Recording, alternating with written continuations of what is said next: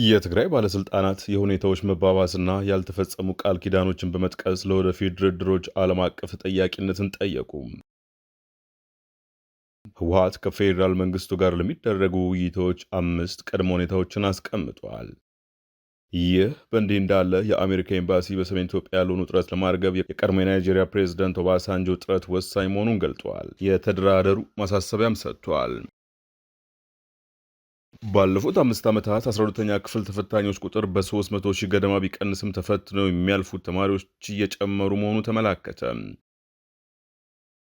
በደቡብ ሱዳን የሁለት ኢትዮጵያ ሰላም አስከባሪዎች መገደልን ተከትሎ የኢትዮጵያ ኤምባሲን ፍትህ እንዲሰፍን ጠየቀ። ጤና ይስጥልን አዲስ ማለዳ ተከታታዮች፣ ለሰዓቱ ያዘጋጀናቸው ዜናዎች የሚቀርቡበት ሰዓት ላይ ደርሰናል። በመግቢያችን ላይ ያስተዋወቅናችሁን ጨምሮ ሌሎች ዘገባዎችን ይዘናል። አብረን እንቆይ። የትግራይ ክልል ባለስልጣናት የሁኔታዎች መባባስና ያልተፈጸሙ ቃል ኪዳኖችን በመጥቀስ ለወደፊት ድርድሮች ዓለም አቀፍ ተጠያቂነት እንዲሰፍን ጠየቁ።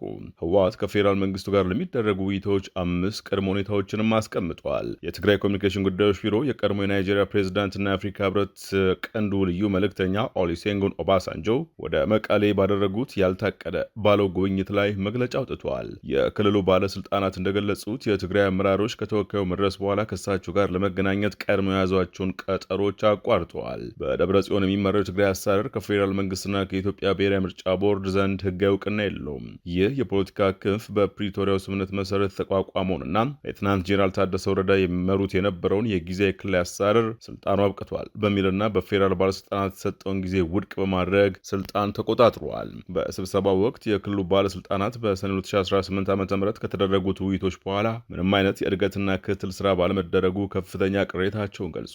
በመሬት ላይ ያለው የጸጥታና ኢኮኖሚ ሁኔታ የተባባሰ መሄዱንም አጽንኦት ሰጥተው ተናግረዋል። የትግራይ ክልል አመራሮች ከፌዴራል መንግስት ጋር ወደ መደበኛ ውይይት ከመግባታቸው በፊት መሟላት ያለባቸውን 5 ቅድመ ሁኔታዎችን አቅርበዋል። ቀዳሚው የኢኮኖሚ ማዕቀቦችን ማንሳት የሚለው ሲሆን የንግድ መስመሮችን ማደስና ያልተገደበ የኢኮኖሚ እንቅስቃሴ መመለስ፣ ሁለተኛ ወታደራዊ ከበቦችን ማቆምና በክልል አዋሳኞች አካባቢ ያሉ ወታደራዊ ፍጥጫዎችን ማርገብ፣ ሶስተኛ የትግራይን አካባቢዎች ወደነበሩበት መመለስ፣ የትግራይ ህገ መንግስታዊ ግዛት የፖለቲካና አሰራራዊ ቁጥጥርን ወደ ነበረበት መመለስ፣ አራተኛ የሀገር ውስጥ ተፈናቃዮች ወደ ቀያቸው በሰላምና በክብር የመመለስ ዋስትና ማግኘት፣ በመጨረሻም የህዝባዊ ወያነ ሓርነት ትግራይ ህወሓት የፖለቲካና ህጋዊ እውቅናን ሙሉ በሙሉ መመለስ የሚሉት ናቸው። የክልሉ ባለስልጣናት ባለፉት 4 ዓመታት የተደረጉ ድርድሮች ያልተፈጸሙ ቃሎችን ብቻ ማስገኘታቸውን ጠቁመዋል። መግለጫው እንደሚያስረዳው ትግራይ ማለቂያ የሌለውና ባዶ የሆነ ሂደትን የመድገም ምንም አይነት የፖለቲካ ፍላጎት የላትም።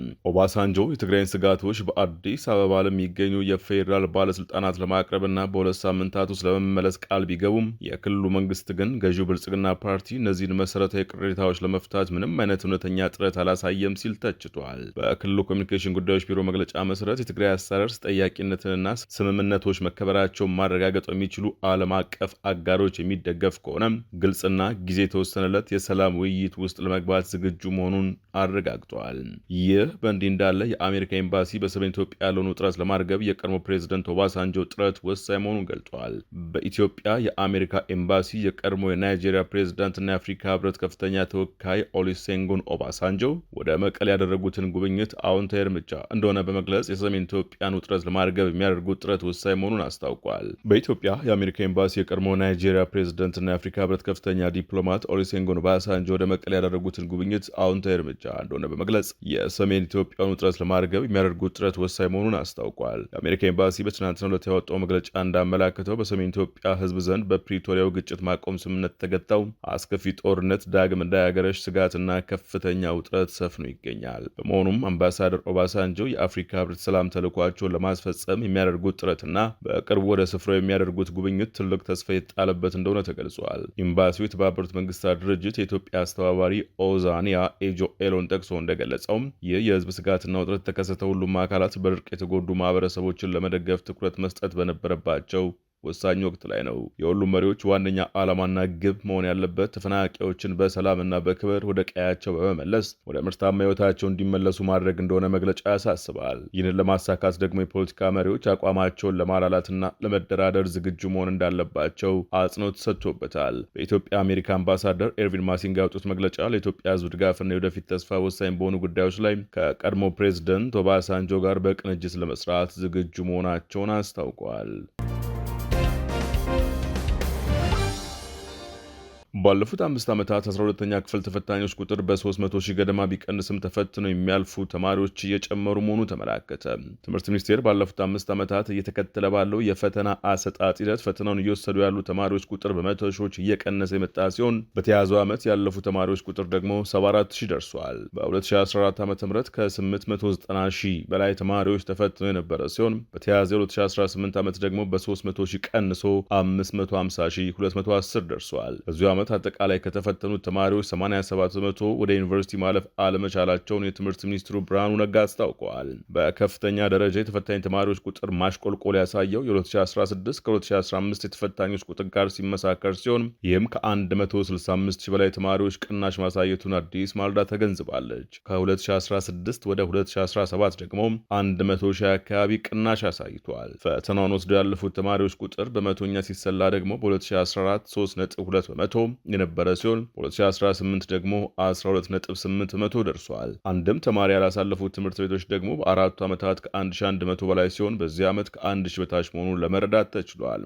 ይህ ፕሮፌሰር ብርሃኑ የትምህርት ሚኒስትር ሆነው ከተሾሙ በኋላ የተዋወቀው ተማሪዎችን ዩኒቨርሲቲ አስገብቶ ማስፈተን ጠቅላይ ሚኒስትር አብይ አህመድን ጨምሮ ከተለያዩ አካላት የበረታ ትችት ሰንዝሮበት ያውቃል። አብይ ከ3 ዓመታት ገደማ በፊት የትምህርት ጥራት ማለት ተማሪዎችን በአንድ ቦታ ሰብስበው መፈተን ማለት አይደለም ሲሉ የነቀፉ ቢሆንም በቅርቡ ፓርላማ ግን ሚኒስትሩን በትምህርት ጥራት ማሻሻል ሲያወድሷቸው ነበር። ከዚህ ቀደም 10ኛ ክፍል ላይ ይሰጥ የነበረው የመውጫ ፈተና በማስቀረት የሀገር አቀፍ ፈተናው የሚወጣው ከ9ኛ እስከ 12ኛ ክፍል ድረስ በማካተት ነው። ባለፈው ዓመት ምንም ተማሪዎችን ያላሳለፉ ትምህርት ቤቶች 1232 የነበሩ ሲሆን በተያያዙ ዓመት 565 ትምህርት ቤቶች ብቻ መሆናቸውን ሚኒስቴሩ አስታውቋል። ከ700 በላይ የሚሆኑ ትምህርት ቤቶች እያንዳንዳቸው ቢያንስ አንድ ተማሪ ያሳልፈዋል ያሉት የትምህርት ሚኒስትሩ ብርሃኑ የቁጥር ደግሞ ቀላል አይደለም ባይ ናቸው። በተጨማሪም 100 ተፈታኞችን ያሳለፉ ትምህርት ቤቶች ባለፈው ዓመት 62 እንደነበረው አስታውሶም በተያያዘው ዓመት ግን ወደ 88 ከፍ ማለቱን ጠቅሰዋል። በ2018 ዓ.ም ከአጠቃላይ ተማሪዎች 60% የተፈተኑት በኮምፒውተር መሆኑን የገለጹት ሚኒስትሩ ከወረቀቱ አንጻር ይህ የተሻለ ውጤት የተመዘገበበት በመሆኑ በቀጣይ ዓመት በመቶ በበይነ መረብ በኦንላይን ለመፈተን እንዳቀዱ አንስተዋል። ትምህርት ሚኒስቴር ወደ ዩኒቨርሲቲ የሚገቡ ተማሪዎች እያነሱ በመምጣታቸው ሪሚዲያል የሚል ፕሮግራም ያመጣ ሲሆን በዚህም እስከ 100 ሺህ የሚጠጉ ተማሪዎች በየዓመቱ አንድ ሴሚስተር ትምህርት ወደ ዩኒቨርሲቲ ያቀናሉ። ሚኒስትሩ የዘንድሮ ውጤት ካለፉት ዓመታት አንጻር የተሻለ ተማሪ ያለፉበት ነው ያሉ ሲሆን የሪሚዲያል ተማሪዎች ቁጥር ሊቀንስ እንደሚችል አመልክተዋል። በተያያዘው ዓመት የአዳሪ ትምህርት ቤቶች ተማሪዎች የተሻለ ውጤት ያስመዘገቡ ሲሆን በቀጣይ በርካታ ተማሪዎችን ለመቀበል እንዳቀዱ ጠቁመዋል። ብርሃኑ አክለውም ተፈታኞችን የማያሳልፉት ትምህርት ቤቶች ቁጥር በግማሽ በሚባል ደረጃ መቀነሱን፣ ባለፈው ዓመት እርምጃ የተወሰደባቸው ትምህርት ቤት መኖራቸውን እንዲሁም በፖለቲካ ደረጃ የነበረውን የአመራር ምደባ በተወሰነ ደረጃ ለመቀነስ ተችሏል ብለዋል። ከዚህ በፊት በነበረው ሁኔታ አይ ቲንክ ብዙ እርምጃ የተወሰደባቸው ትምህርት ቤቶች እነሱ ትምህርት ቤቶች ላይ ነው። ብዙ የርዕሰ መምህራን ተቀይረዋል። አስተማሪዎች ላይ ስፔሻል ትሬኒንግ በየክልሉ በራሳቸው መስጠት ጀምሯል። እኛም በሰፊው መምህራንን የማስተማር ስራ እየሰራን ነው። እንደሚታወቀው አይ ሚን ግልጽ ሆኖ የመጣው ነገር የአንድ አካባቢ ወይ አንድ ትምህርት ቤት የሚገባ ተማሪና ሌላ ትምህርት ቤት የሚገባው ተማሪ ልዩነት አንደኛው ቦታ የሚገባው የተለየ ስማርት ሆኖ የተለየ ችሎታ ኖሮት ሌላው ስለሌለው አይደለም። የምንሰጠው የትምህርት አይነትና የሚሰጠው ድጋፍ ልዩነት እንደሆነ በጣም ግልጽ ሆኗል። ሶ አይ ቲንክ ይሄ ለክልሎች ግልጽ ትምህርት ሆኖ ለወላጆችም እንደዚሁ በተለይ ግልጽ ትምህርት ሆኖ ወላጆች ትምህርት ቤቶችን መከታተል የሚጀምሩበት ክልሎችም ጠንከር ያለ እርምጃ እነኚህ ምንም በማያሳልፉ አትሊስት የትምህርት ቤት አመራሮች ምናምን ከዚህ በፊት የነበረው አይነት ይሄ በፖለቲካ እንትን መመደብ ምናምን ቀርቷል። አትሊስት ታትስ የምናውቀው አይ ቲንክ በተወሰነ ይሄ መሻሻል የመጣውም በሱ ነው። ግን ስቲል ገና ብዙ ይቀረናል። እንደ አጠቃላይ አሁን ላይ በሀገሪቱ በሚሊዮን የሚቆጠሩ ተማሪዎች በግጭትና በድርቅ ምክንያት ከትምህርት ውጭ መሆናቸውን ሚኒስቴሩ ከዚህ ቀደም ለፓርላማው ሪፖርት ማድረጉም አይዘነጋም።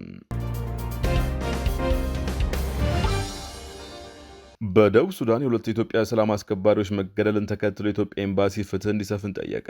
በደቡብ ሱዳን የሚገኘው የኢትዮጵያ ኤምባሲ በተባበሩት መንግስታት ድርጅት የደቡብ ሱዳን የሰላም ማስከበር ተልዕኮ ስር ሲያገለግሉ የነበሩ ሁለት የኢትዮጵያ የሰላም አስከባሪዎች በደፈጣ ጥቃት መገደላቸውን ተከትሎ የደቡብ ሱዳን ባለስልጣናት አጣዳፊና መደበኛ ምርመራ እንዲያካሄዱ ጠይቋል። ኤምባሲው በማህበራዊ ትስስር ገጾቹ ባወጣው መግለጫ ህይወታቸውን ላጡት የሰማያዊ ባርኔጣ አባላት ቤተሰቦች ጥልቅ መጽናናትን የተመኘ ሲሆን በጥቃቱ ጉዳት ለደረሰባቸው ሶስት የኢትዮጵያ ወታደሮች ደግሞ ምሕረትን ተመኝተዋል። አደጋው የተከሰተው የተባበሩት መንግስታት ሰላም አስከባሪዎች ፓትሮል የክትትል ቡድን በጆንግሌ ግዛት ወደምትገኘው ፓጁት ወደ ተባለች ከተማ በማምራት ላይ ያለ ነው። ማንነታቸው ባልታወቀ ታጣቂዎች በተሽከርካሪዎች ላይ የተከፈተው ይህ ተኩስ ዓለም አቀፍ ባለስልጣናት እንደገለጹት ሆን ተብሎ የተቃጣ የታለመ ጥቃት ነው። ጥቃቱ ሳቢያ የሁለት ኢትዮጵያውያን የሰላም አስከባሪዎች ህይወት ያለፈ ሲሆን 7 ሰዎች ደግሞ ቆስለዋል። ጥቃቱን ተከትሎ የተባበሩት መንግስታት ሰላም ማስከበር ኃይል አካባቢውን ለመጠበቅና አደጋ ጊዜ ሕክምና እርዳታ ለማቅረብ ፈጣን ደራሽ ኃይል ወደ ስፍራው አሰማርተዋል።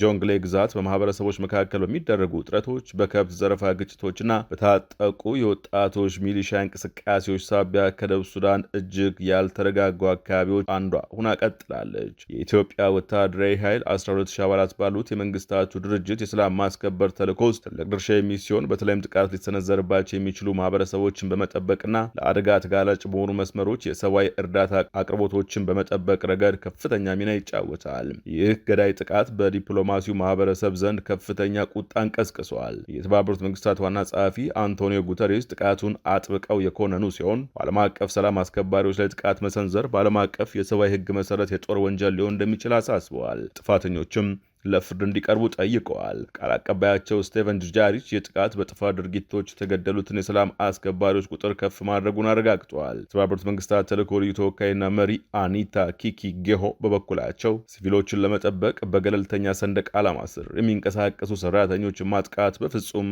የማይቀበሉት ድርጊት መሆኑን ገልጸዋል። ኢትዮጵያ ከደቡብ ሱዳን ጋር ጥልቅ ታሪካዊና መልክዓ ምድራዊ ቁርኝት ያላት ሲሆን ለአዲሱ ሀገር ሰላም ረዥምና ትልቅ ሀገራዊ አስተዋጽኦ ካደረጉ ሀገራት አንዷ ናት። የደቡብ ሱዳን ነጻነትን ተከትሎ የተባበሩት መንግስታት ሰላም ማስከበር ተልዕኮ ከተቋቋመበት ከሐምሌ 2003 ዓ.ም ጀምሮ የኢትዮጵያ ሰራዊት በስፍራው ተሰማርቶ ይገኛል። በተጨማሪም አብዬ በተባለው አወዛጋቢ ድንበር ላይ ለሚንቀሳቀሰው የመንግስታቱ ድርጅት ጊዜያዊ ጸጥታ ኃይል ዋናውን መዋቅር የገነቡት የኢትዮጵያ ሰራዊት አባላት ናቸው። ባለፉት 10 ዓመታት ውስጥ ኢትዮጵያ ለሰላም ማስከበር ሰራዊት በብዛት በማበርከት ከዓለም በግንባር ቀደምትነት የምትጠቀስ ሲሆን በተለይም በደቡብ ሱዳን ከተሰማሩት 1500 እስከ 2000 ወታደሮች በተጨማሪ በአብዬ አካባቢ ሺዎች የሚቆጠሩ ሰራዊቶችን አሰማርታለች። በጆንግሌ በዩኒቲና በናይል ግዛቶች ሲቪሎችን ከመጠበቅ ባሻገር የኢትዮጵያ ሰራዊት አባላት የምህንድስና የሕክምና ድጋፍና በጎርፍ በተጠቁና ርቀው በሚገኙ አካባቢዎች የሰብአዊ እርዳታ ማጓጓዣዎችን በመጠበቅ ረገድ ከፍተኛ አገልግሎት ይሰጣሉ።